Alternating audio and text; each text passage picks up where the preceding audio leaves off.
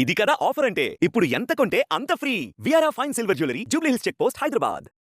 నమస్కారం, welcome to Suman TV. నేను గీతాంజలి. ప్రస్తుతం మనతో పాటు భారతీ శంకరపీఠం వ్యవస్థాపకులు, ప్రముఖ ఆధ్యాత్మికవేత్త, బ్రహ్మశ్రీ అన్నవరపు తిరుపతి మూర్తి అవధాని గురువు గారు ఉన్నారు. వారితో మాట్లాడదాం. గురుగారు నమస్కారం అండి. ఓం శ్రీ మహాగణాధిపతయే నమః. షష్టగ్రహ కూటమి ప్రభావాలు చాలా ఉన్నాయని వీటి గురించి వీడియో చేశామండి, ఆల్రెడీ తెలుసుకున్నారు అందరూ. అయితే వ్యక్తిగతంగా మాట్లాడుకుంటే ద్వాదశ రాశుల్లో జన్మించిన వారిపైన ఈ షష్టగ్రహ కూటమి ప్రభావం ఉంటుందా? ఉంటే గనక ఏ ఏ రాశుల వారికి ఎలా ఉండబోతోంది?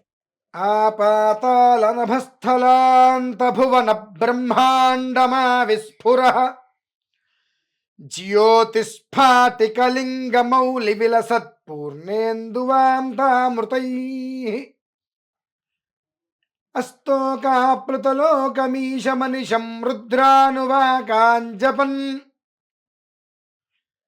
ధియాయేన్నీప్సితసిద్ధయే ధృతిపదం విప్రోభిషించేచ్చివం. ఎవరిని భయపెట్టాలని కాదమ్మా, షష్ఠగ్రహ కూటమి ఇది చాలా అరుదుగా వస్తూ ఉంటుంది. ఇంతకుముందు ఈ షష్ఠగ్రహ కూటమి వలన చాలామందికి ముద్దులు వచ్చినాయి.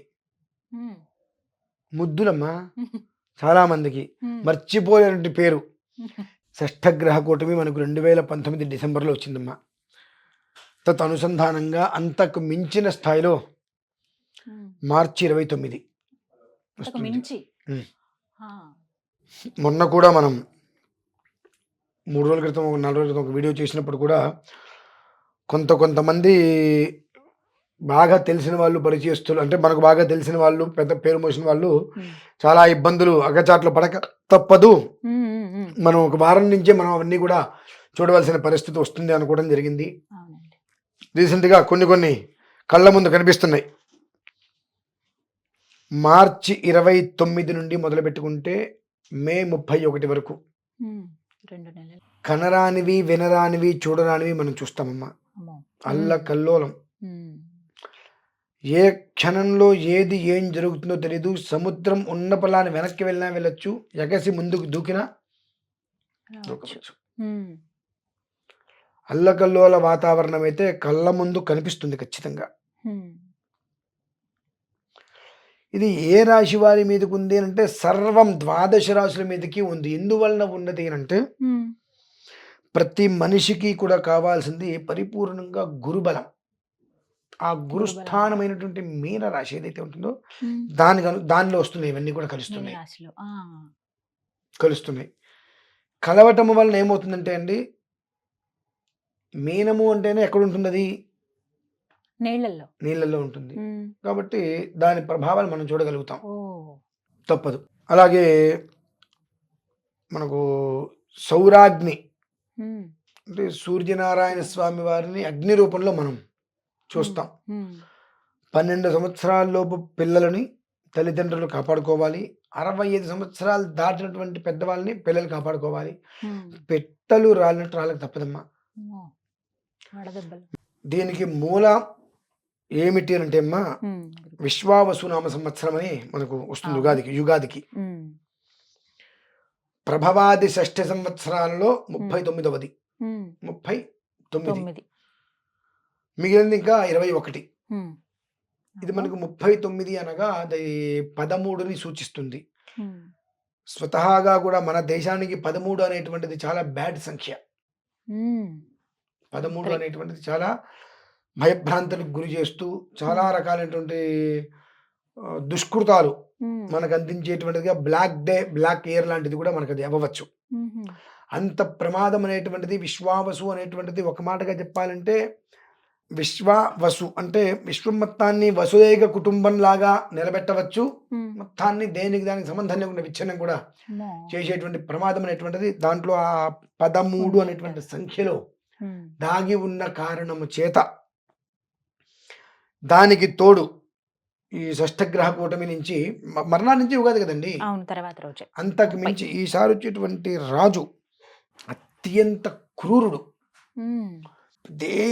చాలా అంటే చాలా క్రూరాతి క్రూరంగా ఆలోచించి క్రూరమైనటువంటి వ్యక్తికి సింహాసనం ఇస్తే ఏం చేస్తారు?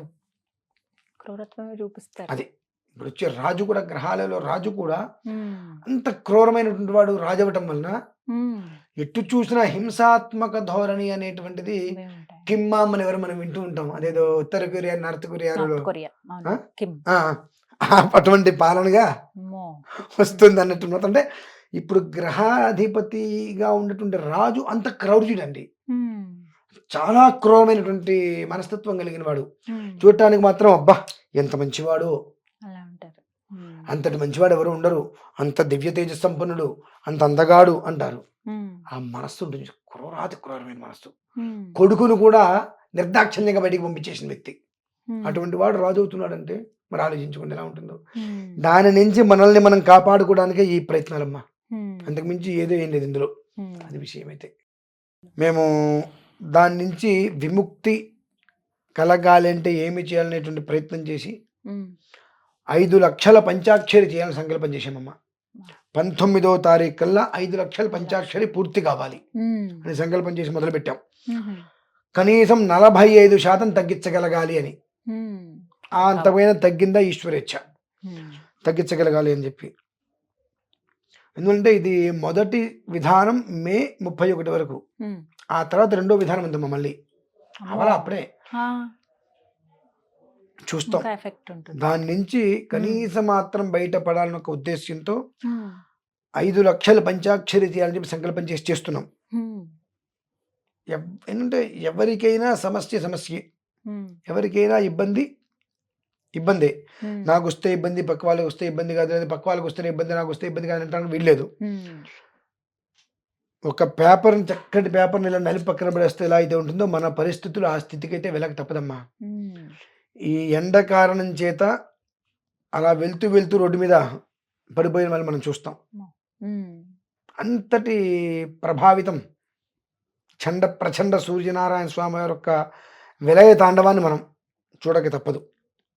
సర్వేషాం, అందరికీ కూడా నేను చెప్పగలిగేది ఏమిటి అంటే, కాల త్రికాలుడు, నేత్ర త్రినేత్రుడు, శూల త్రిశూలుడు ఈశ్వరుడు.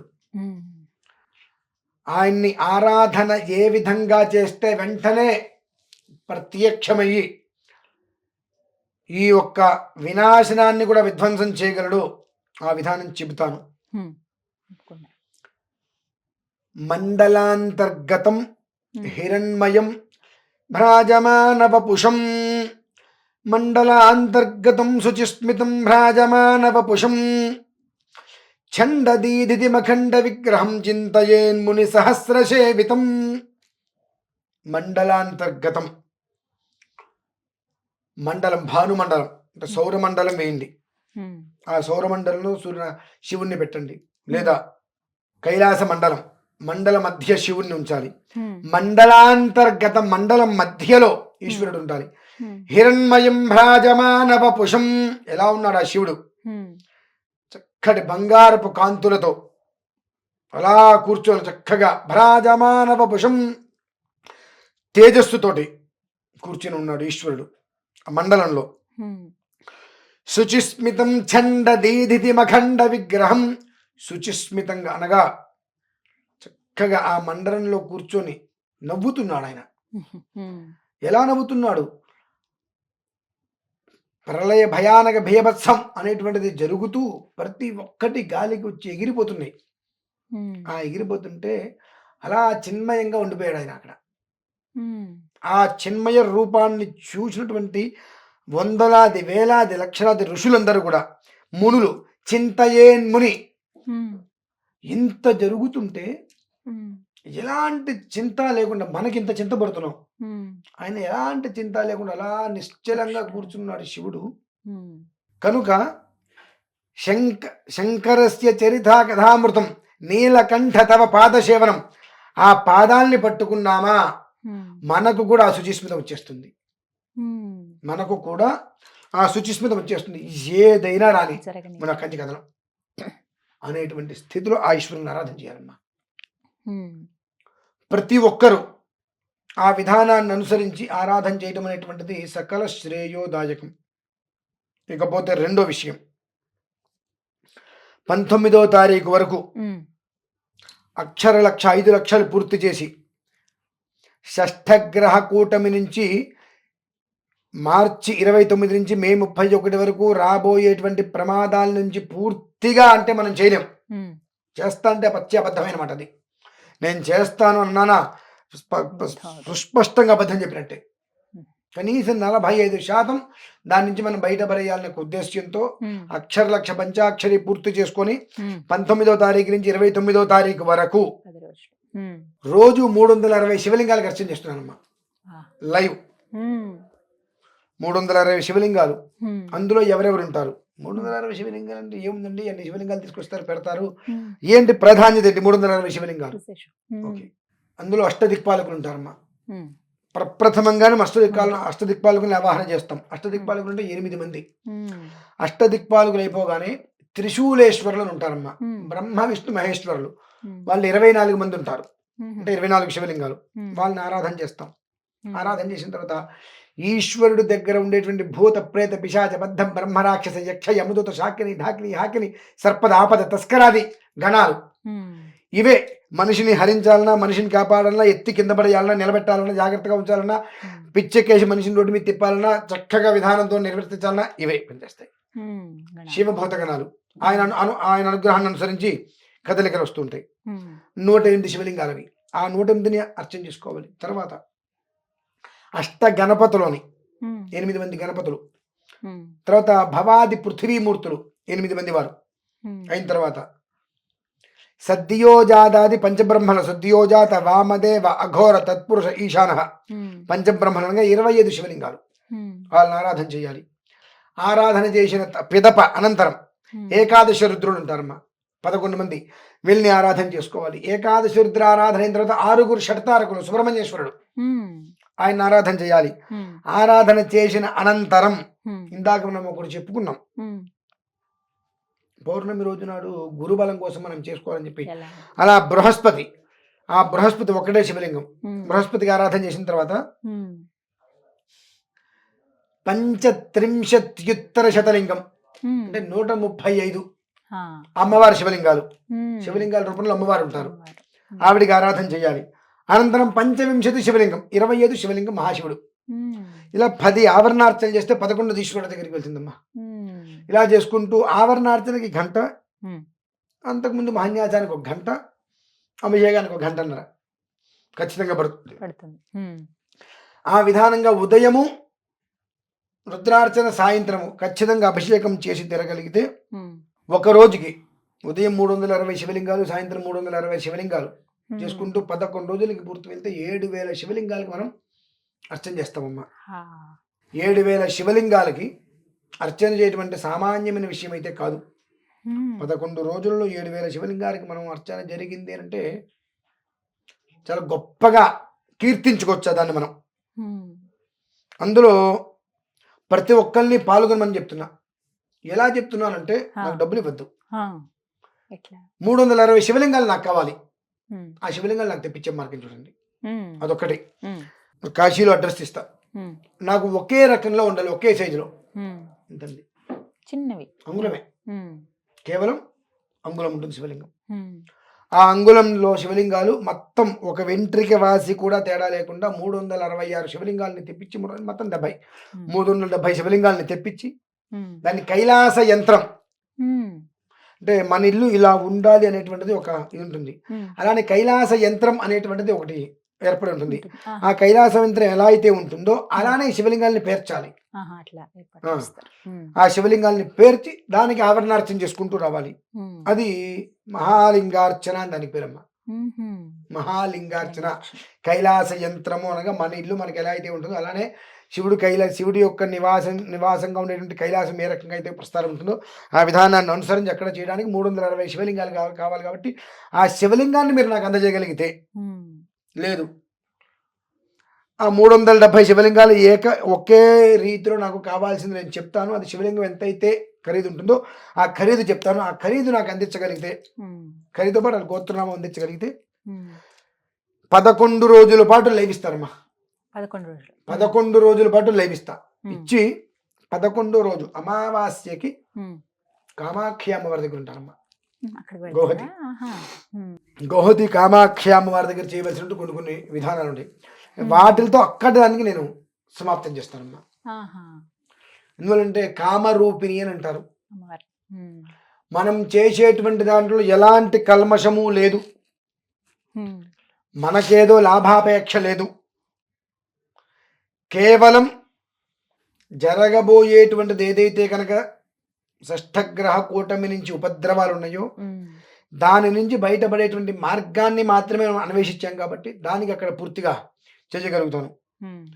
నేను ఓపెన్గా 2 ఛాలెంజ్లు చేస్తానమ్మా ఇప్పుడు. అది ఎవరు ఏ రకంగా ఆ రోజు నాడు వచ్చి చూపించచ్చు. ఒకటి, అమ్మవారి యొక్క అనుమతితో అమావాస్య రోజు నాడు పూర్తయిన తర్వాత ఆ మంత్రశక్తి ఎలా ఉంటుంది అనేటువంటిది, అమ్మవారి అనుమతి పూర్తిగా నాకు వస్తే 3 అడుగుల గాల్లో నేను కూర్చొని, కింద ఏమీ ఉండదు, ఆ మంత్రశక్తి ఎలా ఉంటుంది అనేటువంటి విషయాన్ని నేను చూపించగలుగుతాను. 2, చూడగలిగే ధైర్యం ఉన్నది అని అంటే అక్కడ గాల్లో నడిచేటువంటి మనుషులు నేను చూపిస్తానమ్మా. మనం చూడగలిగే శక్తి మనకు ఉండాలి, ఆ కళ్ళు దాన్ని తీసుకోగలగాలి, ఆ తర్వాత గుండాకి పోకుండా మనం తట్టుకోగలగాలి. నేను కంచి కొంచెం దూరం తీసుకెళ్తా, ఒక చోటకి, ఒక ప్రదేశం కొంచెం దూరంలో. మనం ఎందుకు వస్తున్నాము, ఎందుకు వెళ్తున్నాము, ఏ కారణం చేత వచ్చాము, వాళ్ళు ఎవరో తెలుసుకోవడం కోసం వచ్చామా, వాళ్ళని పరీక్ష చేయడం కోసం వచ్చామా, ఏంటి ఆ ప్రతి విషయం మనం వెళ్ళడానికి ముందు వాళ్ళ దగ్గరికి వెళ్ళిపోతుందమ్మా. వెళ్ళిపోయి వాళ్ళు అలా గాలి నడుచుకుంటూ వచ్చేస్తారు. చూస్తే మనకు గుండె తేడా ఉంది, అక్కడ చచ్చిపోతాం మనం, గుండె అయిపోతుంది. అంటే భగవంతుడికి మనం చేస్తే దేన్నైనా మనం నిలపవచ్చు అనేటువంటి విషయం తెలిస్తే ఆ భగవంతుడి మీద భక్తి ప్రేమ పెరుగుతాయమ్మా. ఆ రోజు అనుమతి తీసుకొని నేనైనా 3 అడుగుల ఇలా కూర్చొని చూపించగలుగుతా, శక్తి ఇలా ఉంటుంది భగవంతుడిది అని. కనికట్టు కాదు, ఏ కట్టు కాదు. 2, నేను ఒక చోటుకు తీసుకెళ్తాను, మీరు అలానే చూస్తూ ఉండండి. ఆ మనిషి ఇలా వస్తారు, మీ కళ్ళను మీరు నమ్మలేరమ్మా. ఇలా మీరు రావడం చూస్తారు, అలా వెళ్తుంటారు, అక్కడ కనిపించరు ఆ మనిషి మీకు. మనకు ఒక చోట నది అక్కడ వచ్చి ఇలా మాయమైపోతుంటుంది, ఇక్కడ ఒక చోట మనం చూస్తూ ఉంటాం. అది ఎలా అయితే వస్తుందో అక్కడి నుంచి ఆ మనిషి మనం చూసుకుంటాడు, వెళ్ళిపోతాడు. ఎక్కడి నుంచి వచ్చారో తెలియదు, ఎటు వెళ్ళిపోతారో తెలియదు. ఆ ప్రాంగణంలో మీకు అది నేను చూపించగలుగుతాను, చూడగలిగితే మాత్రం. అంటే అంతటి శక్తి అమ్మ అక్కడ, సామాన్యమైన శక్తి అయితే కాదు. దానికి కూడా నేను కొన్ని విషయాలు చెప్పవలసింది ఉన్నది. ఆ 2 చేయగలిగితే విశ్వావసు నామ సంవత్సరం వాళ్ళు పట్టిందల బంగారమేనమ్మా. ఆ 2 విషయాలు మీకు ఇంకొక వీడియోలో వివరిస్తా. పరిస్థితి షష్ఠగ్రహ కూటమి అనేక రకాలుగా బంధనాలు తీసుకొచ్చే ప్రమాదాలు విపరీతంగా ఉన్నాయి. భయపడవలసిన అవసరం లేదు. మేమైతే పంచాక్షరి చేస్తున్నాము ఖచ్చితంగా 19వ తారీఖు వరకు. ఆ పంచాక్షరి ప్రభావం 19వ తారీఖు లోపు మీరు వాతావరణంలో మార్పులు చూస్తారమ్మా. ఇవాళ ఆల్రెడీ తారీఖు 6, 19వ తారీఖు వరకు మేము పంచాక్షరి అక్షర లక్ష 5 లక్షలు పూర్తి చేస్తాం. ఈ 5 లక్షలు పూర్తయ్యేలోపు ఆకాశంలో మీరు మా కొన్ని ప్రభావాలు కూడా, వాతావరణ మార్పులు కూడా చూస్తారు ఖచ్చితంగా. అది పూర్తయిన తర్వాత అక్కడి నుంచి 11 రోజులు ఆ విధానంలో అందరికీ అవసరమే, నాకు మీకు అని కదమ్మా. ప్రతి మనిషి జీవితం బాగుండాలి, ఎవరికి ఎలాంటి అనర్థమో అపాయమో జరగకుండా ఉండాలంటే ఎవరింట్లో వాళ్ళు అర్చన చేసుకోవడం, ఎవరింట్లో వాళ్ళు ఈశ్వరుని ధ్యానం చేసుకోవడం. మేము పంచాక్షరి చేస్తున్నాం. అలానే ఈ వీడియో విని చేద్దాం అనుకున్న వాళ్ళు ఓం నమః శివాయ రోజు ఎంత చేయగలిగితే అంత చేసుకుంటూ ఆ పుణ్యాన్ని వృద్ధి చేసుకుంటూ 5 లక్షలు మేము చేస్తే అందరు కలిసి ఇంకా చేశానుకోండి, 5 కోట్లు అయితే అంతకన్నా కావాల్సింది లేదు. 80% ఈ దరిద్రం నుంచి మనం బయటపడతాం, సందేహమే లేదు.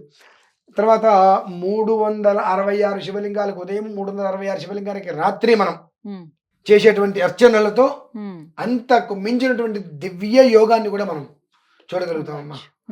రాబోయేటువంటి ఉపద్రవాలు మాత్రం మనం అనుకున్నాం, విచిత్రమైనవి కూడా మనం చూడక తప్పదు అని చెప్పి. ఈ నిన్న పేపర్లో కూడా చూసా, అదేదో చేప ఏదో వచ్చిందట, రకరకాలు వస్తున్నాయి. ఇదంతా రాబోయేటువంటి దారుణాలకైతే దాన్ని ఏమంటారమ్మా, ముందు సంకేతం, రాబోయేటువంటి ప్రమాదాలకి ముందు సంకేతం. కాబట్టి తస్మాత్ శాస్త్ర ప్రమాణం అనేటువంటిది చాలా గట్టిగా ఉన్నది కనుక చాలా జాగ్రత్తగా ఉండగలరు అనేటువంటిది మాత్రం నేను వివరంగా చెప్పగలనమ్మా. అది విషయం. జాగ్రత్తగా ఉండాలి ఖచ్చితంగా. వివరించారు గురుగారు, ధన్యవాదాలండి.